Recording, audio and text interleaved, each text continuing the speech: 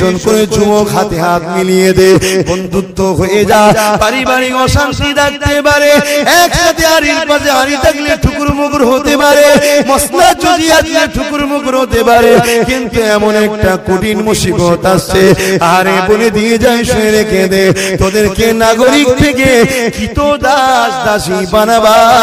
এই চক্রান্ত ভারতের প্রধানমন্ত্রী করতে লেগেছে। তোদেরকে বন্দী করে নিয়ে ক্যাম্পে নিয়ে যাবে, ডিটেনশন ক্যাম্প, ওই ক্যাম্প মানে জেলখানা, যেখানে তোদেরকে কয়েদি করে রাখবে, ফ্রিতে তো বসে বসে খাওয়াবে না, যে মাঠে তুই চাষ করতি 250-300 টাকা চললি দি, ওটা 50টা টাকায় তোকে দেবে, 200 টাকা জালিম বাদশা লুটে নেবে, তোকে খাটাবে, তোকে গোলাম বানাবে, তোকে কৃতদাস বানাবে। কার উপরে তুই ভরসা করবি? দিদির উপরে ভরসা করলেও ঠকবি, বিজেপি কংগ্রেসের উপরে ভরসা করলেও ঠকবি, আমল করে সিপিএম এর উপরে ভরসা করলেও ঠকবি। তাই আমি আব্বাস সিদ্দিকী জানিয়ে দিলাম,